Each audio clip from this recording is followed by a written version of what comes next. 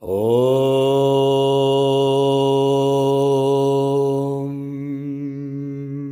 Kayena vacha manasyendrayirva Bhutyatmanava prakriti swabhava Karomi adyat sakalam paresma Narayana samarpayami Narayana samarpayami.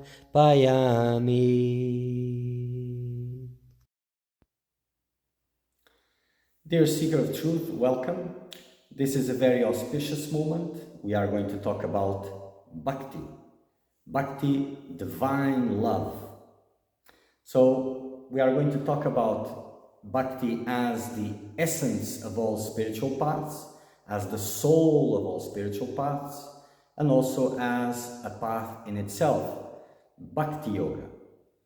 So this is a work made by sage Shandilya, the Shandilya Bhakti Sutras. Not much is known about this Shandilya, only that he was a sage, a God-realized being that gone through many other philosophies and finally got to the nectar-like Bhakti as the soul of it all. So Sage Shandilya had a very intellectual approach also. He was concerned about getting from the different authorities, the different scriptures, the validity, the importance of Bhakti as a spiritual path. So he gathered that all and shared it.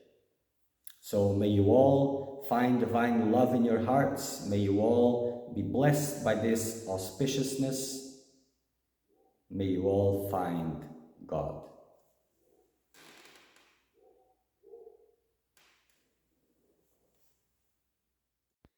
Moving on, Shandilya Bhakti Sutras, Sutra 34.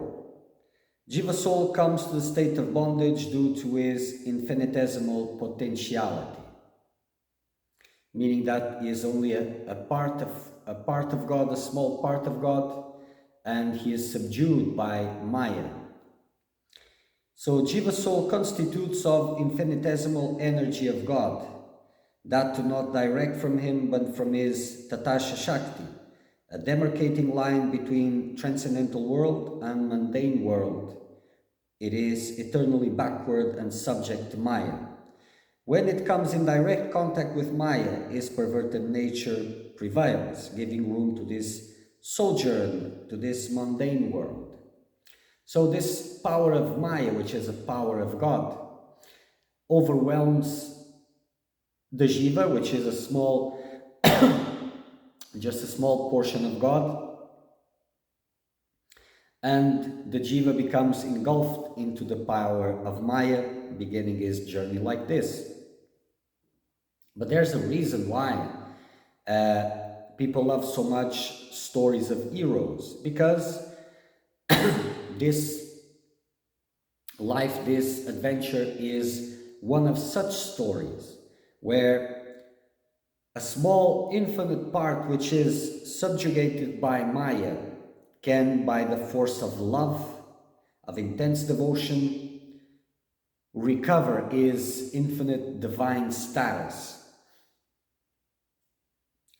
Jiva is no doubt spiritual in essence, but being infinitesimal, it is liable to be enthralled by Maya as soon as he turns away from God.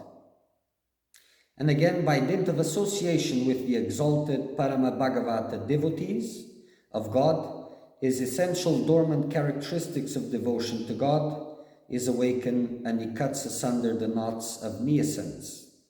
He goes back from his sojourn of this mundanity to the plane of transcendence and devotes himself solely in loving service to God eternally without any interruption. So it is the distance from God. This is a lot philosophical in nature, but it brings these eternal truths in a way that those who are more philosophically prone can take. Not my case. I prefer the context, the essence of things. So I will explain when it is needed, but I will not lose too much time with these concepts because they speak more or less for themselves. So this is the purpose of bhakti, to enable the individual creature to realize God and become eternally blissful and liberated from ignorance and delusions. So it's the only purpose. So as it is stating, so it is an infinitesimal part of God, a small part of God that enters into a world created by God's potency, and by distracting himself from God, let's call it like this, a journey into the opposite direction, further away from God, begins. And he is more entangled into illusion. But as he turns again himself to God, he recovers his infinite status. And that is the purpose of bhakti. Till the time the person becomes God-realized, the grand characteristics of the divinity, holiness, and glories of the Atman to be blissful, enlightened, and happy remain dormant and hidden within him. So, this is important to speak about. So everybody knows that everybody is looking for happiness. So some look for happiness in security, in prosperity, whatever they can. Others look for happiness in God. So, but it is the same quest. It's always the same quest. And some say it is within, some say it is into God, but they are the same. It is the same. Only the means are a little bit different. But I read this again. Till the time the person becomes God-realized, the grand characteristics of divinity, holiness, and glories of the Atman to be blissful, enlightened, and happy, that which every single human being is looking for, those remain dormant and hidden within him. Because the lock is the soul that opens the door to God. Sutra 35. The superlogical transcendental potencies of Supreme Divinity are ever unchangeable and undiminished, and not subject to any modification, because they are His Swarupa Shakti, the Lord's potency located in His form. Sat Chit, ever existent and unabated, whereas jivas are subject to modification. So they were created by a small part of God, by God's power, but God, even though He is here also, He is also transcendent in nature, and He is not affected by any of it.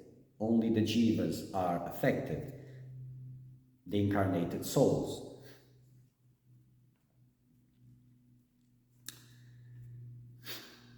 The attributes of God are eternal, as they are His Swarupa Shakti, not distinguishable from His very person. They are not the nature of modification, as in the case of the jivas. Maya envelops the jiva and causes affliction, but God is the controller of Maya. Therefore, Maya cannot have sway over God. So Maya is a power of God. It cannot have any control about God. And this is why. This is because some that follow the path of Gyan say that God is still a part of illusion. So, and by seeking God, you are still diving into illusion. And here it is clearly stating it is not the case. Jiva gets liberated from the encasement of Maya when the grace of God befalls upon him, when he purifies himself enough, or when God reaches his hand so that he can be, how do you say it?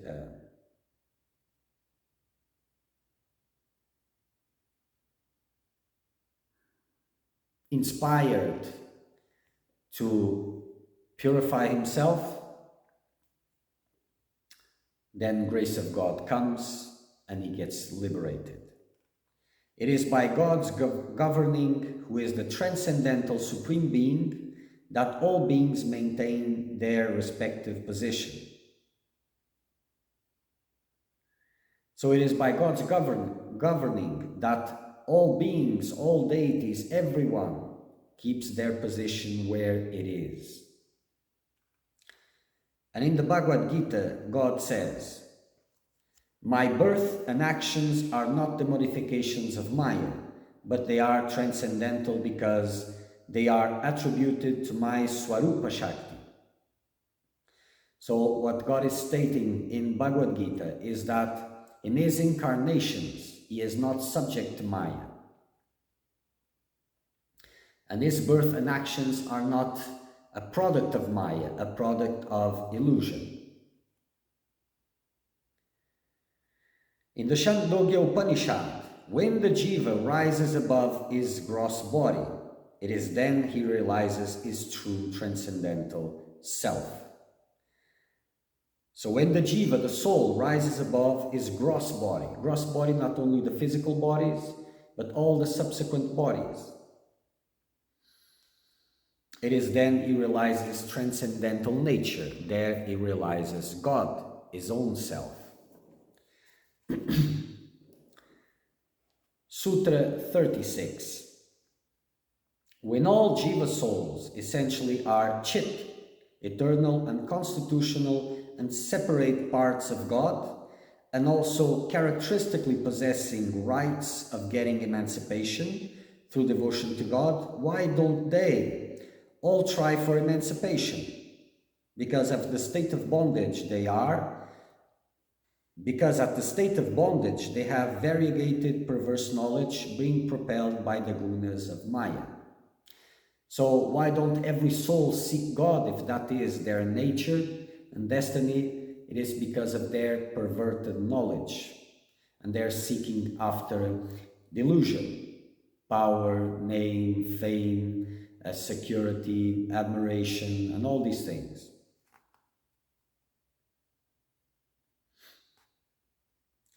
By being enveloped by Maya and having perverse knowledge, they are subject by the afflictions of her triple gunas and are averse to the service of Godhead. By the association with the exalted Parama Bhagavata devotees, those who are devoted to the Supreme Godhead, they make full surrender at his lotus feet and thereby cross over this ocean of Maya, and with the unalloyed service to God, attain final emancipation. And they go beyond the sway of the gunas, beyond the sway of Maya.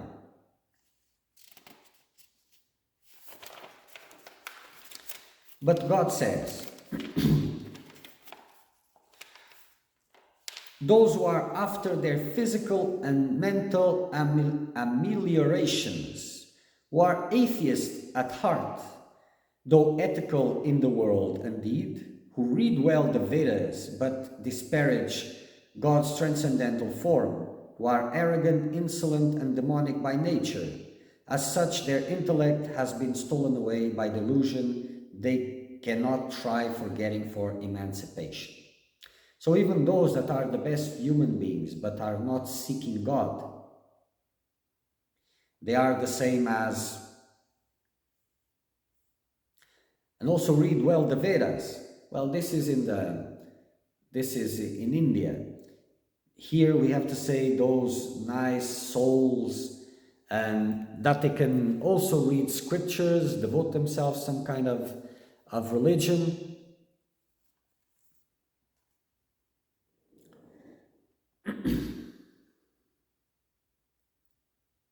But disparage God's transcendental form, who are arrogant, insolent, and demonic by nature. So their intellect was stolen and they cannot strive for emancipation because it is the world they are striving for. And even God and spiritual teachings for them is a way for realizing human desires. And so even in the spiritual path, they are not really striving for emancipation. Sutra 37.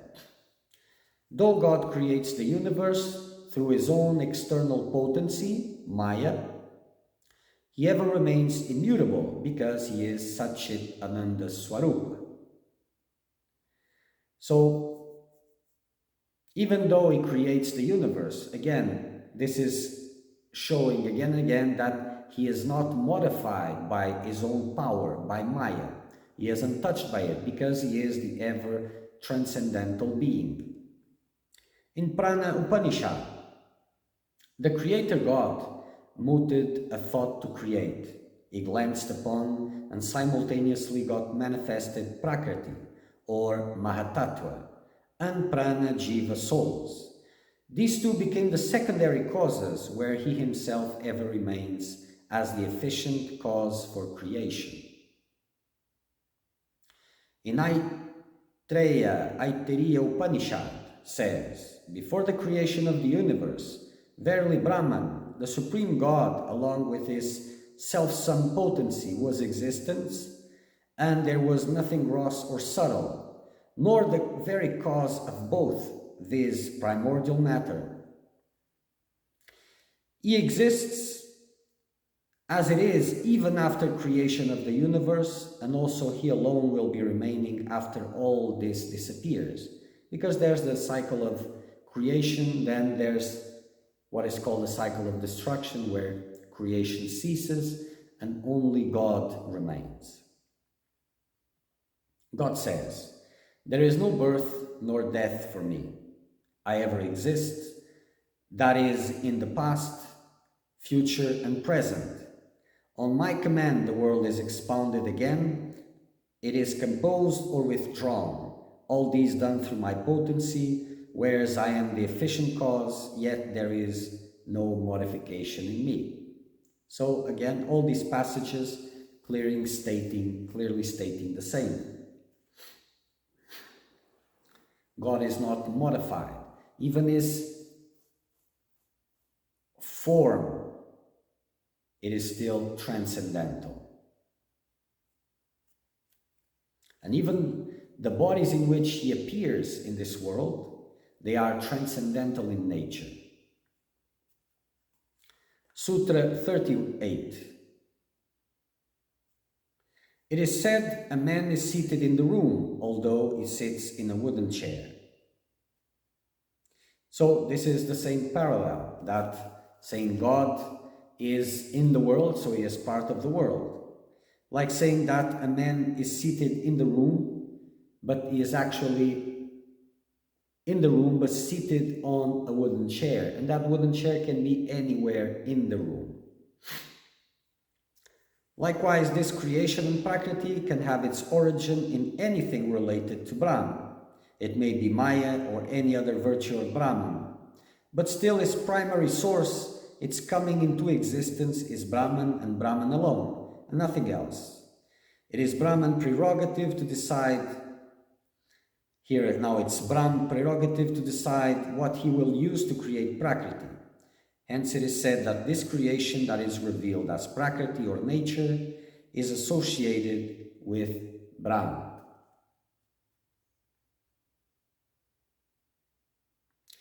As the spider creates and withdraws from the web without any effort, so this world proceeds from Brahman and falls back into Brahman again, to that supreme Godhead.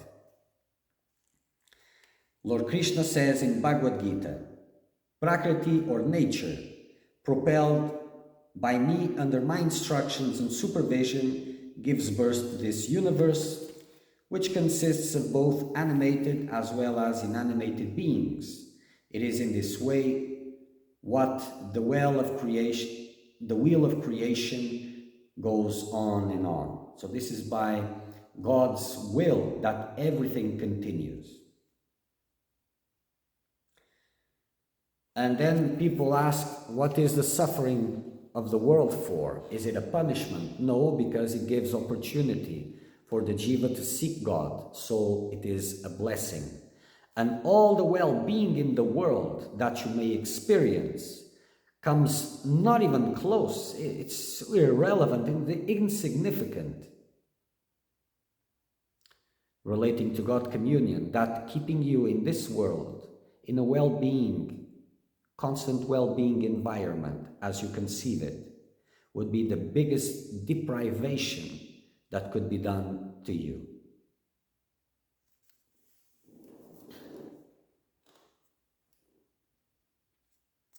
In Srimad Bhagavat Mahapurana, it is due to the Supreme Being that the universe made up of a system consisting of a cause and its effect ever remains in a state of flux, just as iron pieces are set in motion by the presence of a magnet. So everything is according to the Supreme Being.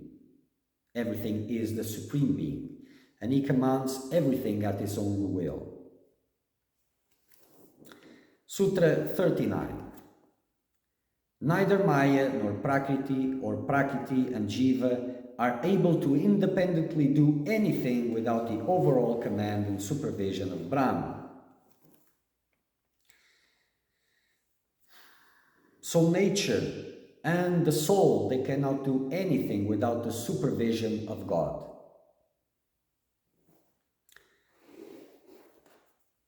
It is from Brahma that these two derive their powers and authority, both at the micro and macro level of existence. So everything comes from God. Prakriti's power, the Jiva's power, everything comes from God, ultimately. Brahm is pure consciousness, the spark of life. And it is this consciousness that does everything. A lifeless corpse doesn't do anything. Consciousness, Brahman, is the fundamental element. So without God, there is no life, there is nothing. Taittiriya Upanishad. For who indeed would be able to breathe and remain alive if Brahman, who is eternal and blissful consciousness, does not remain present as the supervisor, having its seat in the soul or the Atman of the creature? So if it wasn't for the source of life, how could anyone breathe and remain alive? Bhagavata says, when God charged the Prakriti, her equilibrium state gave birth to the Mahatattva, thence commenced the creation. So again, by God's will. In the Gita, Bhagavad Gita, Prakriti gives birth under my propelling to this universe, and that is how the universe revolves in its course. Further in the Gita, it is due to God that the universe, consisting of both cause and effect, ever remains in a state of flux, even as iron is set in motion by the presence of a lodestone. So all these are passages from the scriptures that are giving proof of these concepts that Shandilya is bringing forth. So the Shvetashvara Upanishad says, maybe I haven't pronounced it well, but okay. God ever presides over the Prakriti. Besides, He, with His all-pervasiveness, remains in and out of the universe, yet He is not subjected to the modes of Prakriti. Not only the Prakriti, but also the Jiva souls, like the sparks of a blazing fire, come out from Him only, and they too are superintended by Him.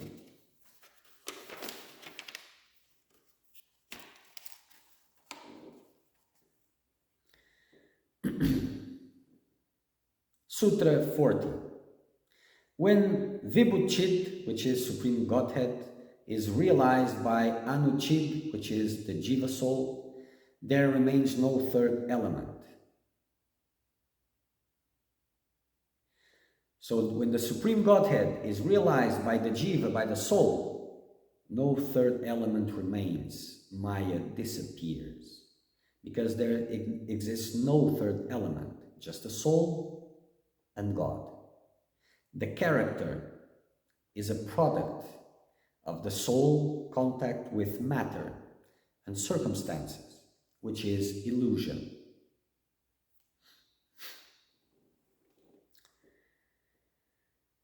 When the jiva is in bondage, he is dominated by the triple gunas of Maya,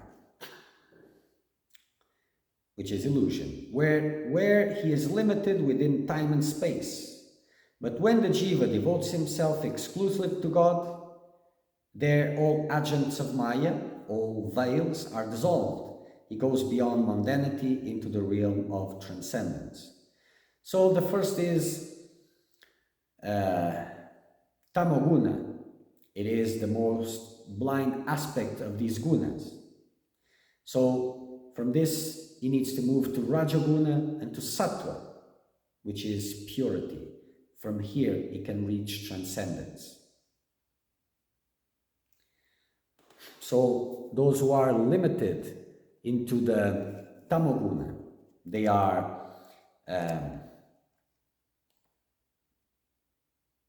the most blind ones. They don't want to have anything to do with God. And when they really actually are able to awaken, because it is a slumber-like state, not going into this because in other series I go in much deeper into this, but making it simple in the context here of bhakti. When he is able through hard work, which is also very difficult for someone who is in tamoguna because he doesn't have the energy, the will for it, when he actually is able to work, usually is through greed, because that is greed motivation, Rajaguna. So now he looks at God and he wants something in return for his love, service and devotion to God.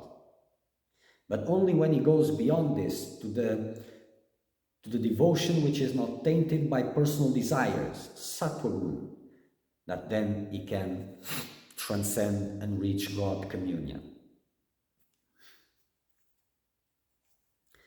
Verily, all this universe is Brahman. A man with intuitive wisdom realizes that the world has come from him, is sustained by him, and finally is dissolved into him. So there's only him, and nothing else matters besides him.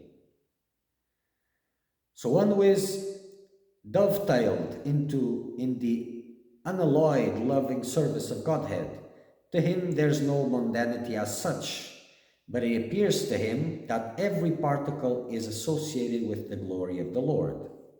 And those who are established in that unalloyed devotion, they see God everywhere, everywhere. And they serve God according to that vision and connection.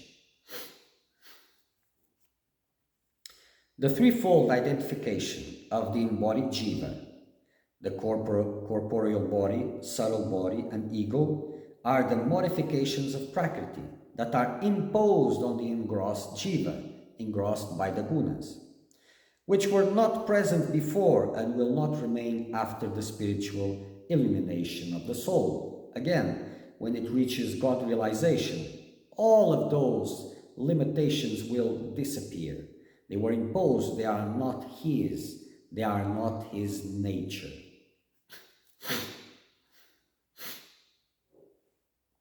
Sutra 41.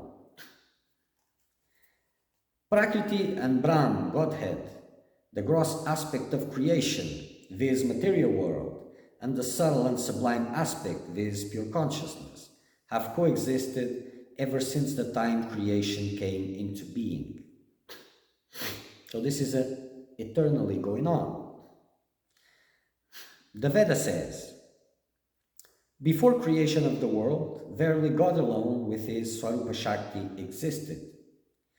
His Tata Shakti, viz. Jiva Shakti and Maya, his apara or external potency, were remaining within his fold. So before creation, all the world was remaining within his fold. And Sutra 42. Prakriti or Maya is not unreal or false, because it is an energy of or potency of Brahm, God.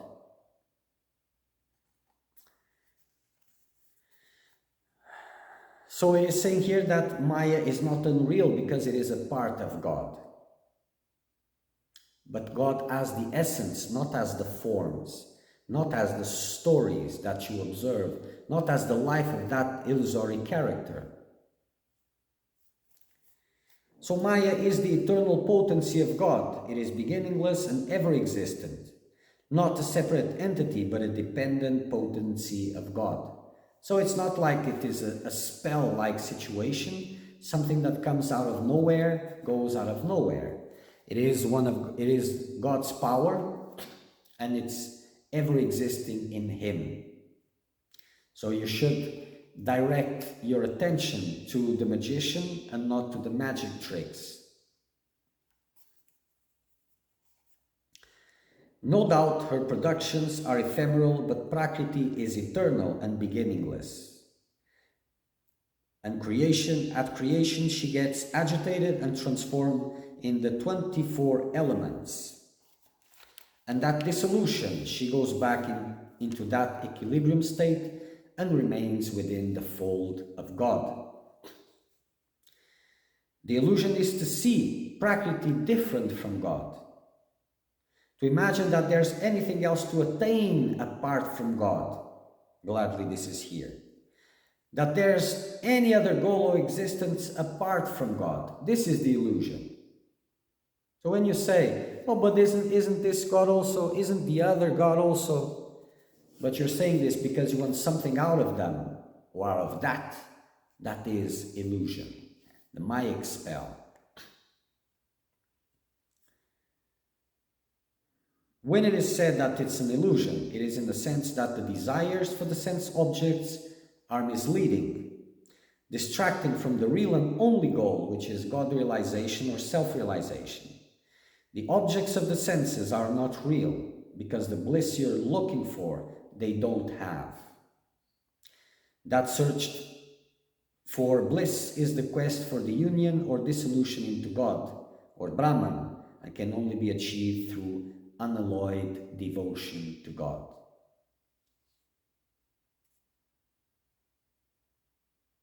Okay. Tvameva mata cha pita tvameva tvameva bandhushka sakha tvameva tvameva vidya dravinam tvameva tvameva sarvam mama deva deva. Tvameva sarvam mama deva deva.